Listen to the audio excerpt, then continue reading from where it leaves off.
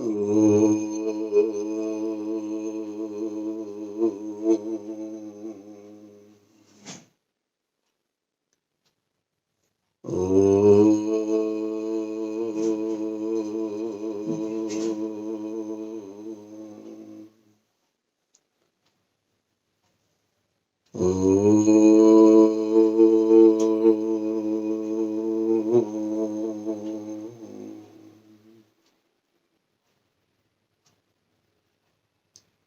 शांति।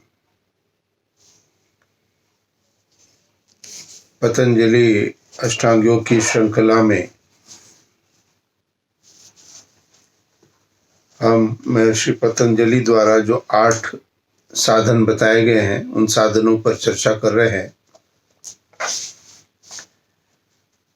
आपको निश्चित रूप से विशेष इस सत्र पर, योग का जो सत्र चल रहा है हमारा, इस पर विशेष ध्यान देना चाहिए और अष्टांग योग की इस प्रक्रिया को अपने जीवन में भी धारण करते हुए आगे बढ़ना है।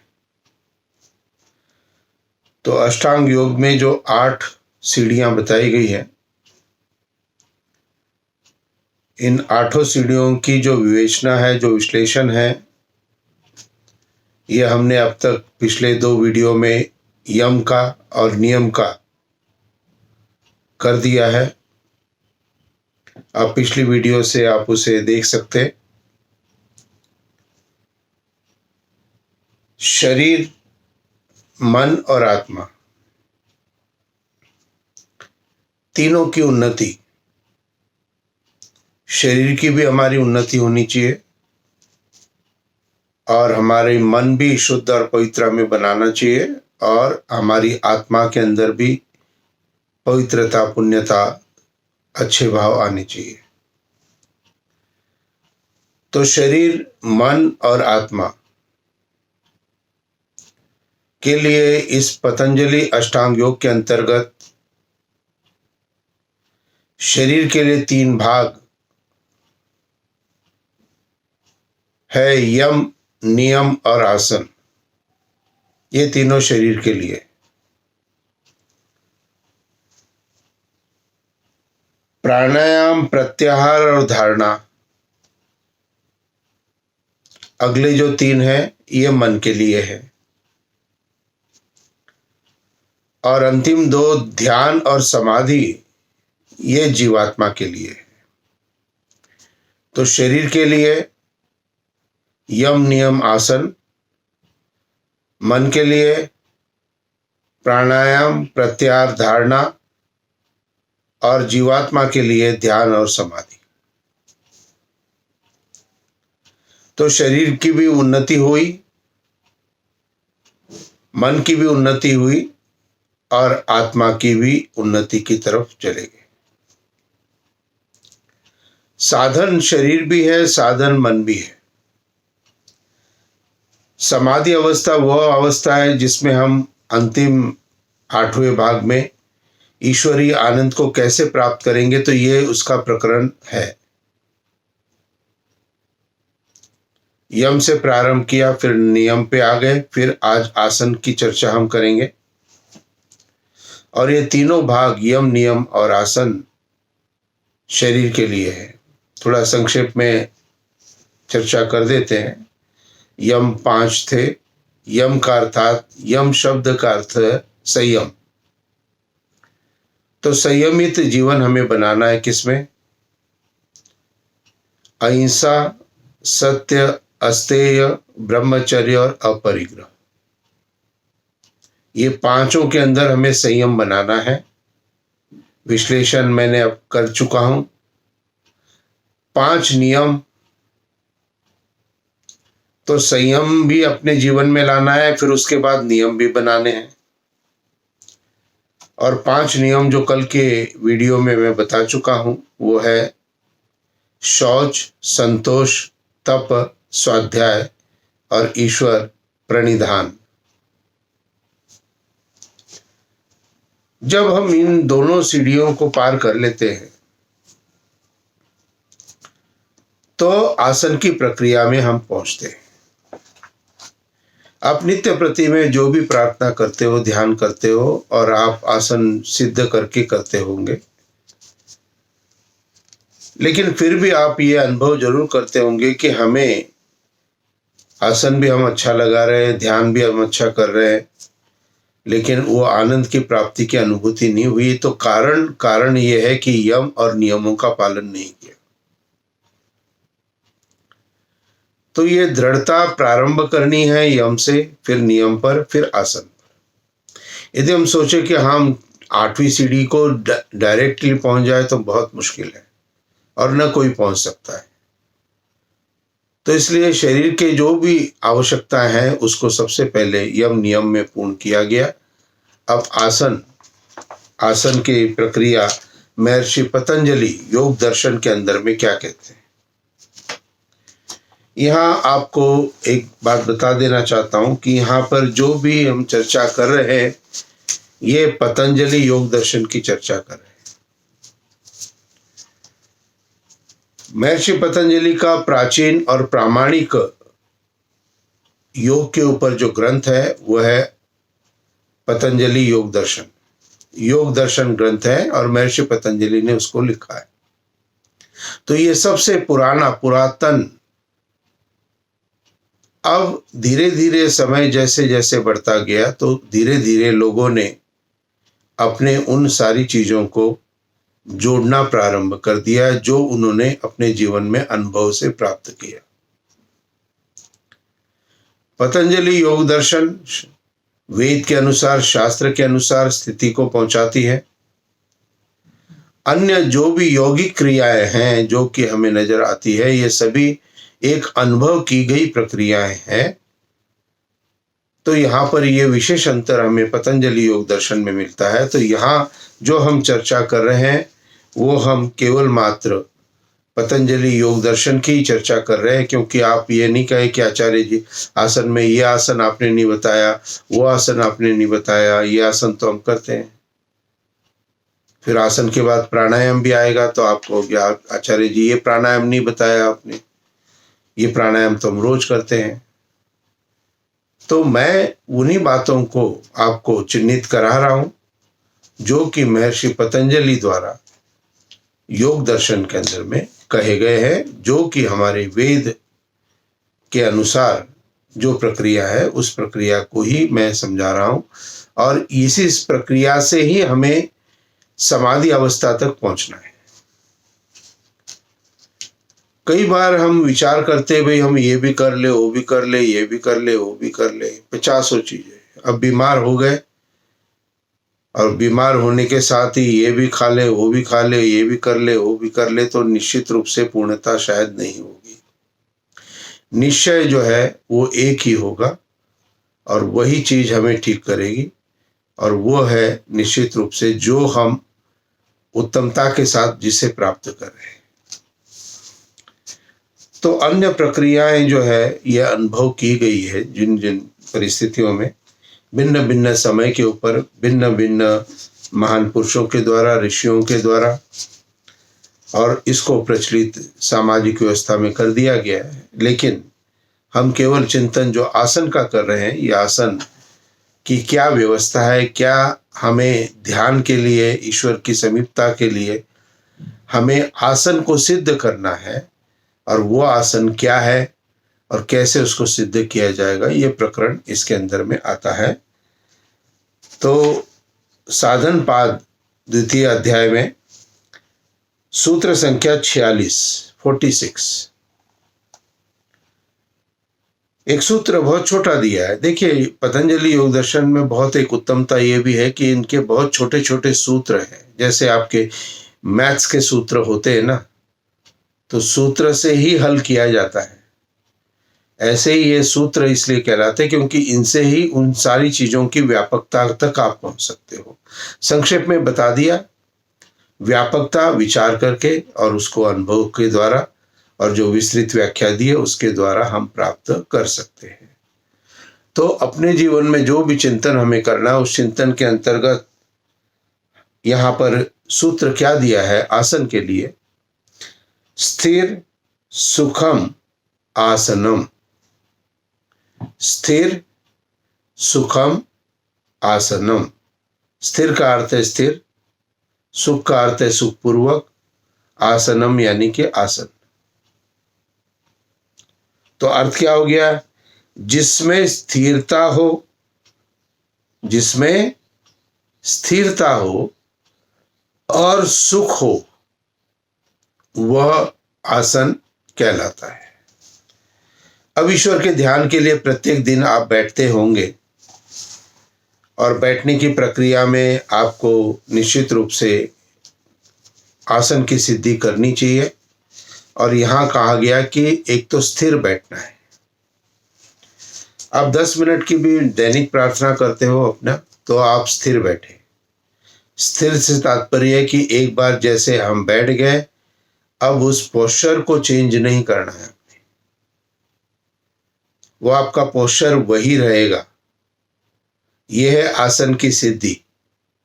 और आसन की सिद्धि नहीं हो, पोस्चर आप बदलते रहेंगे, तो ध्यान मन आपका ईश्वर में नहीं जाएगा, आप अपने आसन में ही ध्यान मन को लगाते रहोगे।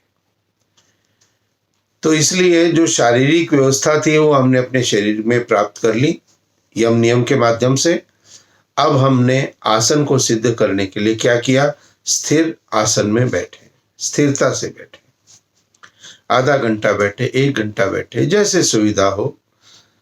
बहुत से लोगों के अनेकों प्रश्न आसन के विषय में मुझे प्राप्त होते हैं। पूछते हैं कि आचार्य जी, हम नीचे तो नहीं बैठ सकते हैं, तो हमें क्या करना चाहिए? तो यहाँ पर फिर निर्देश जैसे किया गया कि स्थिरमय और सुखमय दोनों प्रकार का आसन।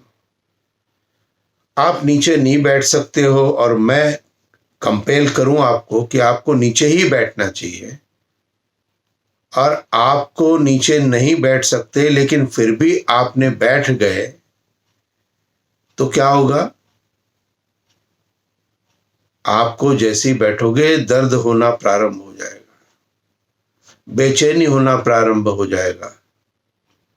ये आसन सिद्ध नहीं हो सकता है ईश्वर के लिए। ईश्वर की समीपता प्राप्ति के लिए आप इस आसन को सिद्ध नहीं कर सकते हो। तो क्या करेंगे कि हमने स्टूल के ऊपर बैठ गए, कुर्सी के ऊपर बैठ गए, सोफे के ऊपर बैठ गए। जैसे आपकी व्यवस्था बन सकती है वैसे ही स्थिरता से एक ही जगह पर बैठना है।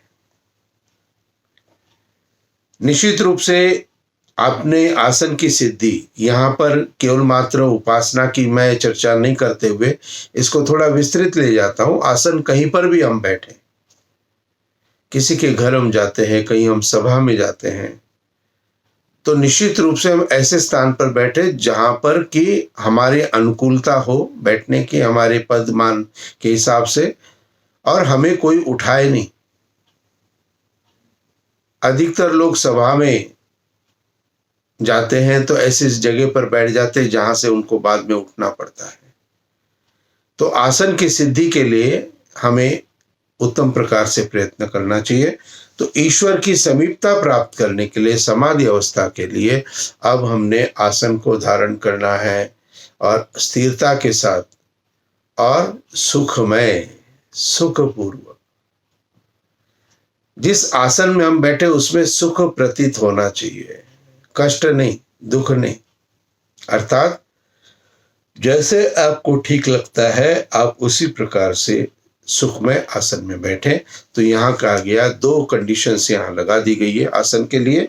एक तो स्थिरता होनी चाहिए, हिलना नहीं है, और दूसरा सुखमय होना चाहिए कि आपको सुख भी प्रतीत होना चाहिए कि उसके बैठने में, क्योंकि सुख प्रतीत नहीं होगा तो थोड़ा बहुत हिलेंगे, फिर हम, हिलना नहीं है। तो यहाँ जिसमें स्थिरता हो, सुख, वही आसन हो। अब इसकी थोड़ी सी व्याख्या और की गई है आगे। क्या है कि जिसके द्वारा बैठा जाए वह आसन कहलाता है। जिसके द्वारा बैठा जाए वह आसन कहलाता है, और वह आसन जब स्थिर अर्थात निष्कंप सुखरूप, निष्कंप यानी कंपित नहीं होना है, सुखरूप, और जो व्याकुलता करने योग्य न हो, व्याकुलता नहीं बढ़नी चाहिए हमारे अंदर में, ऐसा होता है तब योगांगता को प्राप्त होता है। उस स्थिरता और सुख की प्राप्ति के लिए उपाय। तो यहाँ पर निकंप, सुखरूप और व्याकुलता करने योग्य न हो, इस आसन में हमें बैठना चाहिए। इसकी विस्तृत व्याख्या के रूप में और आगे समझाया गया है और अधिक विश्लेषित किया गया आसन को, कि जिसमें सुखपूर्वक शरीर और आत्मा स्थिर हो। अब इसके और एक स्टेप हम आगे चले गए। एक स्टेप आगे में क्या किया, शरीर भी और आत्मा भी स्थिर होनी चाहिए। आत्मा भी स्थिर होनी चाहिए। आत्मा स्थिरता से तात्पर्य नहीं कि आपकी आत्मा बाहर चली गई थी, इसको वहीं रखना है। आत्मा के अंदर जो उठने वाले विचार है, इधर उधर की बातें हैं, उनके अंदर स्थिरता को लाना है। तो आसन वह कहलाएगा जिसके अंदर हमारे विचार भी हम शून्य करेंगे और जिसमें हम सुखपूर्वक एक स्थिति में अंदर बैठेंगे, जिसमें व्याकुलता नहीं हो, डिस्टरबेंस नहीं हो। तो शरीर भी स्थिर होना चाहिए हमारा और आत्मा भी स्थिर होनी चाहिए। और इसलिए कोई भी विचार यदि आता है, मान लीजिए आप बैठ गए आसन में, दैनिक प्रक्रिया में ऐसा प्रैक्टिकल स्वभाव तो होता रहता है, इसमें कोई ज्यादा विशेष चिंतन करने की या चिंता करने की आपको आवश्यकता नहीं है। आपको केवल प्रयत्न को करते जाना है, अभ्यास और अभ्यास और अभ्यास और अभ्यास। तो जब आप बैठ गए तो शरीर तो स्थिर हो गया, लेकिन आत्मा के जो विचार है, जो काम आप करके आए थे, छोड़ के आए थे, उसका विचार भी हो सकता है, या जो आप इसके बाद अपनी दैनिक प्रार्थना के बाद करने वाले हो, उसका भी विचार हो सकता हो, या किसी ने कोई बात आपको कह दी है, वो बात आपके मन के अंदर हो सकती है। तो यहाँ पर आसन की सिद्धि के लिए आत्मा को स्थिर करना है, विचार शून्य करना है। विचार शून्य से तात्पर्य कि अब मुझे कोई भी विचार नहीं करना है, और कभी भी आत्मा बिना विचार के नहीं रह सकता है, ये भी कहा है। अब विचार किसका करना है, श्वास का, प्रश्वास का। स्थिरता से बैठ करके शरीर को स्थिर कर लिया। अब जो नॉर्मल हम ब्रीद ले रहे हैं, नॉर्मल हम ब्रीदिंग निकाल रहे हैं, एक्स्ट्रा एफर्ट नहीं है, कोई प्राणायाम नहीं है। सामान्य तो जो हम श्वास लेते निकालते उसको हम अनुभव नहीं करते, उसको हम महसूस नहीं करते हैं। लेकिन यहाँ पर आसन सिद्धि में आत्मा को स्थिर करने के लिए आपको अपने श्वास प्रश्वास के ऊपर अपने ध्यान और मन को टिकाना है, अर्थात श्वास प्रश्वास की प्रक्रिया को अनुभव करना है। मैं श्वास ले रहा हूं, मैं श्वास निकाल रहा हूं, मैं श्वास ले रहा हूं, मैं श्वास निकाल रहा हूं। तो जब आपने अपना मन जो है श्वास के ऊपर स्थिर कर दिया, तो आपकी आत्मा बाह्य विचारों से शून्य होगी। क्योंकि आत्मा की अपनी एक व्यवस्था ये होती है कि आत्मा जो है वो एक बार में, या मन जो है एक बार में एक ही बात को विचार कर सकता है। मन के अंदर दो विचार एक साथ एक नहीं आ सकते हैं, एक बार में एक ही विचार मन के अंदर आएगा। तो हमने एक ही विचार कौन सा दिया, श्वास को अनुभव कर रहे हैं कि वो अंदर, यानी कि अंदर की प्रक्रिया से हम जुड़ रहे हैं, बाहर से नहीं जुड़ रहे हैं। तो ये जितने भी विचार आपके थे, ये विचार जो भी आपके कर्म के साथ जुड़े हुए थे, जिनको आप करके आए थे, जिनको आप करने वाले थे, या दूसरे के प्रभाव से जो आपके चिंतन आया, इसके अंदर स्थिरता है। कभी कभी हम सामाजिक व्यवस्था में होते हैं तो मन बड़ा उद्वेग करता है। किसी ने कुछ बोल दिया, बुरा बोल दिया, किसी ने कुछ कह दिया, किसी ने ज्यादा गुस्सा कर दिया, किसी ने अपशब्द का प्रयोग कर दिया, मन व्यथित हो जाता है। क्या करना है, एकांत में, चाहे आप सोफे बैठे, पलंग पे बैठे, कुर्सी पे बैठे, बस बैठ के आंखें बंद करके अपने श्वास प्रश्वास को देखना प्रारंभ करो, अनुभव करना प्रारंभ करो। अब जब श्वास प्रश्वास को अनुभव करना प्रारंभ करोगे तो जो विचार आपको कहे गए थे, चाहे वो क्रोध के थे, चाहे अपशब्द के थे, चाहे अपवाद विवाद के थे, वो सारे के सारे विचार अब आपसे दूर हो गए। तो एक बड़ी सिंपल सी प्रक्रिया है।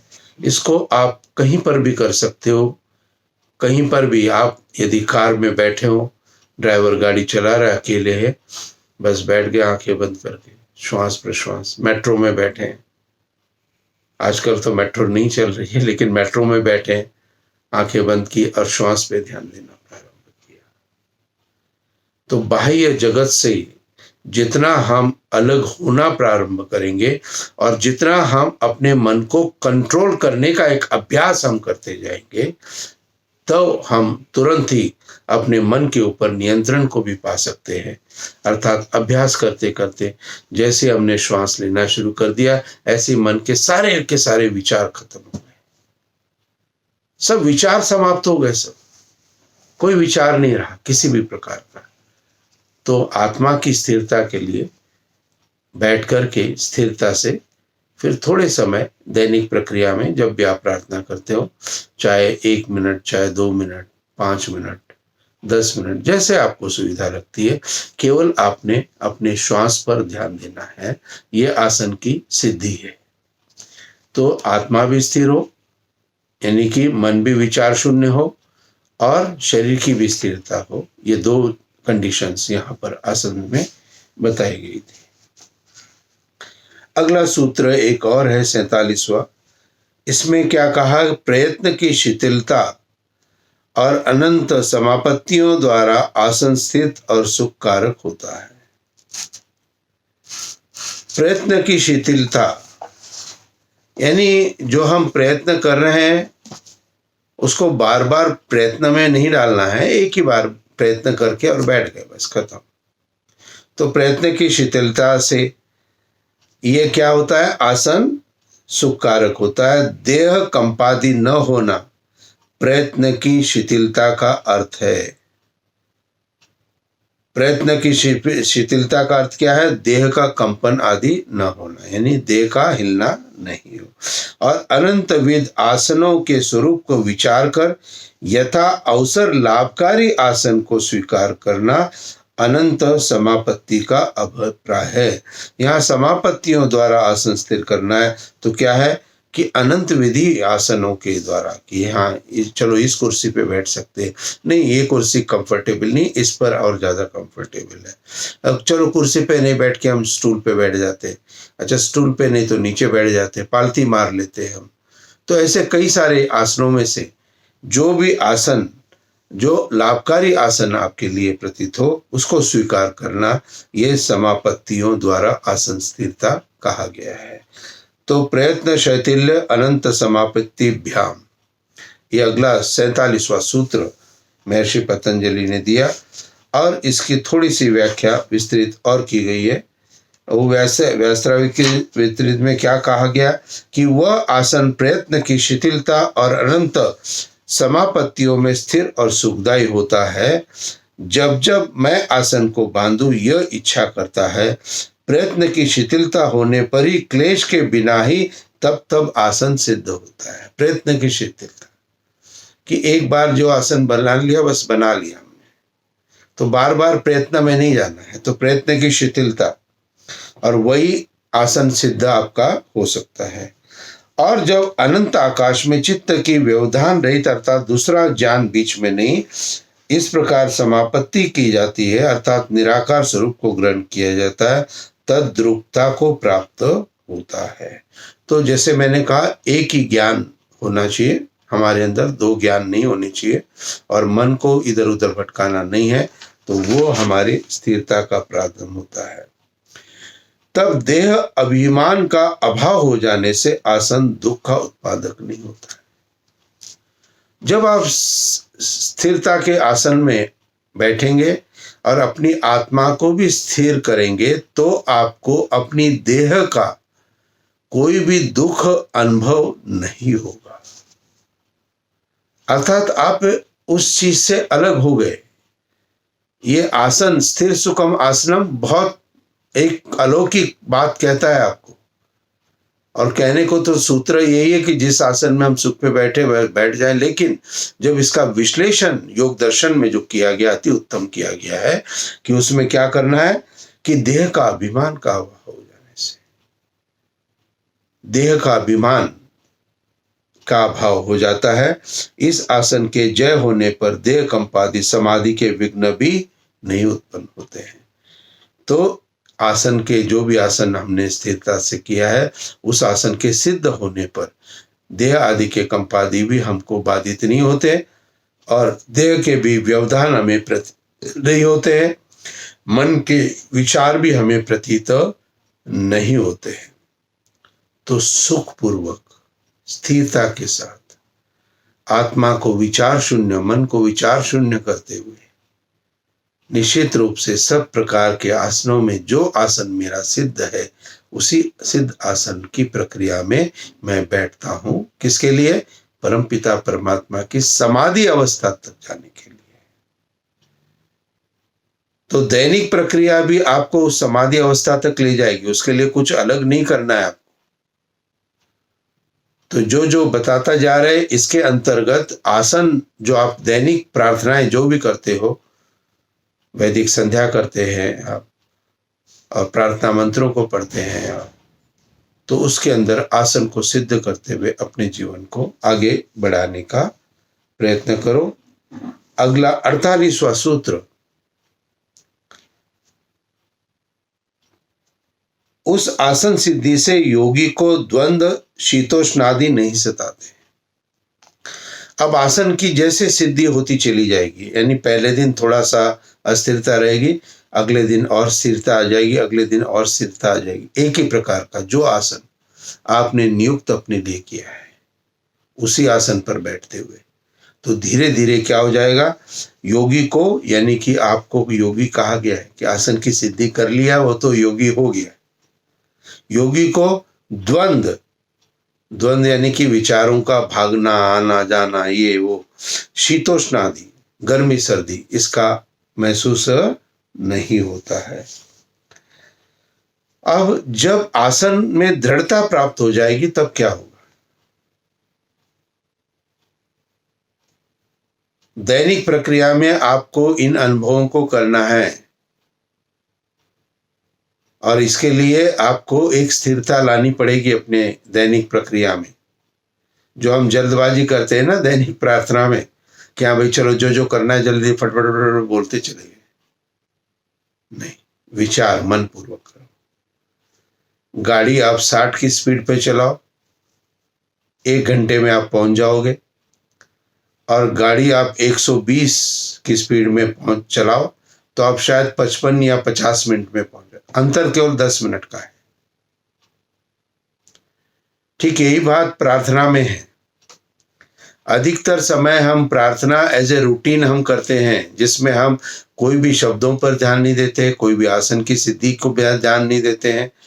तो इसको अब करना प्रारंभ करना है तो थोड़ा सा समय और लगेगा। मान लीजिए आप 10 मिनट वैदिक संध्या रोजाना करते हैं, अब 12 मिनट लग जाएंगे, भाई क्या दिक्कत हो जाएगी? 12 मिनट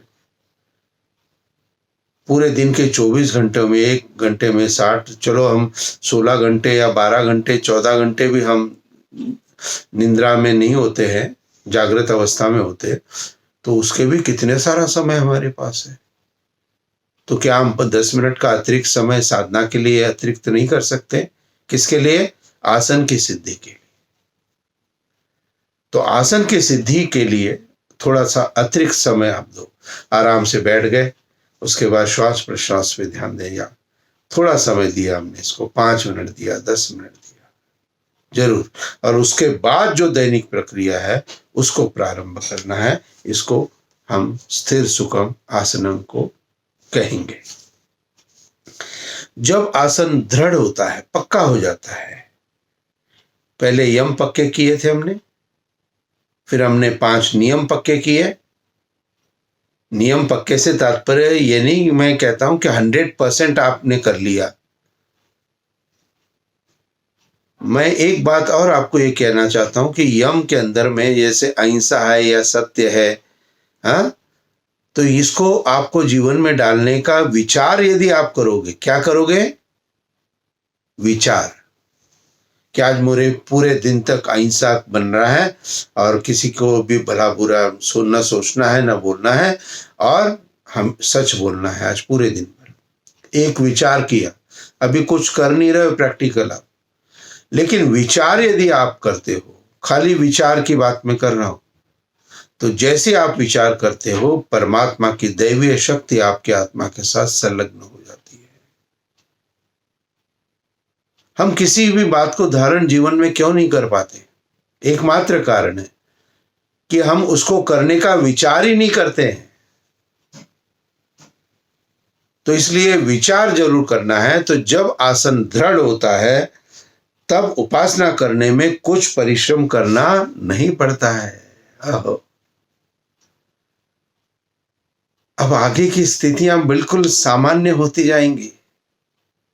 क्यों? क्योंकि आपने अपने मन को कंट्रोल कर लिया, और मन एवं मनुष्यानाम कारणम बंध मोक्षयो, ये मन ही आपको उस समाधि अवस्था तक ले जाने वाला है, ईश्वर के आनंद तक ले जाने वाला है। और उस मन को आपने क्या किया? अपने श्वास प्रश्वास से, सब चीजों से, बाहर से, सबसे हटा के अपने अंदर ले लिया। चलते फिरते किसी ने कुछ कह दिया, मन को बुरा लगा, विचार मन में आया, तुरंत श्वास प्रश्वास पे ध्यान दे दिया, तुरंत वो विचार समाप्त। ये शक्ति, और जब इस शक्ति को आप प्राप्त करते हो तब उपासना करने में कुछ परिश्रम नहीं करना पड़ता है।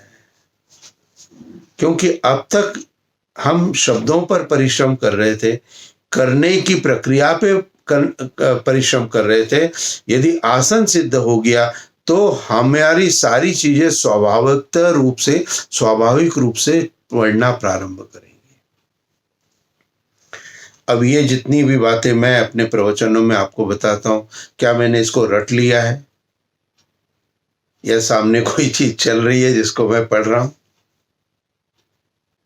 ये आसन सिद्धि, जब आपकी मन की एकाग्रता होती है, अपने आप विचार बनते चले, आपको कुछ परिश्रम नहीं करना पड़ता है। मुझे खुद आश्चर्य होता है कि 50-55 मिनट का वीडियो मेरा बन गया, बताओ। तो ये सारी चीजें आपको सिद्ध करनी है, और आपकी सिद्धि के अंदर में कोई भी व्यवधान नहीं है, इस बात को ध्यान में रखना। गृहस्थ में भी होते हुए भी हमें वानप्रस्थ और संन्यास को सिद्ध करने की प्रक्रिया में जाना है। अर्थात हमें गृहस्थ में रहते हुए इन सभी बातों को प्राप्त करना है। गृहस्थ में मैं भी हूं वर्तमान में, तो हम क्यों न विचार करें। तो मैंने क्या कहा आपको? हम विचार नहीं करते करने का, और इसीलिए उसको हम धारण नहीं कर पाते हैं। तो सबसे पहले तो भाई विचार करो कि भाई मुझे करना है ये, और विचार के साथ में थोड़ा थोड़ा प्रैक्टिस करना प्रारंभ करो। फिर क्या होगा? फिर ज्यादा परिश्रम नहीं करना पड़ेगा, उसके लिए अपने आप हो जाएगा। अपने आप सारी चीजें बनती चली जाती है। वाक्य टू वाक्य, उस वाक्य को कैसे कंप्लीट करना है, प्रवचन को कैसे समाप्त करना है, प्रवचन को कैसे प्रारंभ करना है, ये सारी चीजें अपने आप होती चली जाती है। तो ये स्वतः होने की प्रक्रिया तब सिद्ध होती है जब हमारा आसन सिद्ध होता है। आसन सिद्ध में शरीर की स्थिरता और आत्मा के विचारों की स्थिरता, ये दोनों ही महत्वपूर्ण है, ये हमने बता चुके हैं। इसलिए आप केवल सोचो कि शरीर को ठीक करके, स्थिर करके हम ये सारी चीजें कर सकते हैं, धारा प्रवाह बोल सकते हैं, नहीं संभव है। आत्मा के अंदर भी आपकी स्थिरता होनी चाहिए। तो आत्मा को भी स्थिर करना है और शरीर को भी स्थिर करना है। तो क्या कहा कि जब आसन दृढ़ होता है तब उपासना करने में कुछ परिश्रम करना नहीं पड़ता, न सर्दी गर्मी अधिक बाधा करती है। तो इसको करने से कुछ भी विशेष हमें प्रयत्न नहीं होता है। तो आशा करता हूँ आज का जो विषय आपकी समझ में आ गया होगा, और मैं बहुत ज़्यादा आशान्वित हूँ। केवल मेरे मान लीजिए 50 ही लोग मेरा वीडियो को देख रहे हैं और कर रहे हैं, तो मैं संतुष्ट हूँ। बस जीवन में इतना भी कर लिया वो भी बहुत है। तो निश्चित रूप से आप जो है आसन को सिद्ध करने का प्रयत्न करो। तो आज जो है ये जो यम नियम का पहले 2 वीडियो मेरे है, उनको भी आप देखें यदि आपने नहीं देखे हो तो। और आसन का ये आज का वीडियो है, तो इसको आपने समझ लिया है। कोई भी शंका आपकी है, कुछ भी आपको पूछना हो, आप मेरे मोबाइल नंबर 9211367978 इस पर आप संपर्क कर सकते हैं। कोई भी परेशानी है आपको, कुछ भी पूछना है, बेझिझक, कोई चिंता नहीं करना, मुझे आप पूछिए। सत्यार प्रकाश के हम कैसे दसों समुल्लासों को प्राप्त करें वीडियो की आपको आप पूछिए, मैं बताऊंगा, आपको समझाऊंगा। बड़ा सरल है। गीता के जो है 16 वीडियो कैसे हम प्राप्त करेंगे एक साथ कंटिन्यूएशन में, मैं आपको बता दूंगा। तो आपको कोई भी दिक्कत मेरे वीडियो से है तो निश्चित रूप से आप उसके बारे में जानकारी मुझसे प्राप्त कर सकते हैं। मैं आवश्यक रूप से आपको उत्तर दूंगा। तो फोन के माध्यम से भी आप कर सकते हो, व्हाट्सएप के माध्यम से भी आप कर सकते हो। तो आज की वीडियो को आज हम यहीं समाप्त कर रहे हैं, और कल की वीडियो को पुनः देखने के लिए आपको कल की वीडियो को देखने के लिए आप मेरे आज के इस वीडियो को सब्सक्राइब जरूर करें और बेल आइकन को प्रेस जरूर करें। तो आपके लिए ईश्वर से प्रार्थना। और आज रविवार का एक प्रवचन का भी मैंने वीडियो डाला हुआ है, पारिवारिक प्रवचन का, और परिवार के साथ सारे परिवार इकट्ठा बैठ के टीवी पे लगा के इसको देखा करो। तो पारिवारिक प्रवचन आपके बच्चों के लिए भी कुछ उसमें मिलेगा, बहुओं के लिए भी कुछ मिलेगा, आपके लिए भी कुछ मिलेगा। तो जो पारिवारिक प्रवचन मेरे अब तक 5 हो चुके हैं मेरे यूट्यूब चैनल पर, तो उसको भी आप सपरिवार देखने का प्रयत्न करें। इति ओम शांति।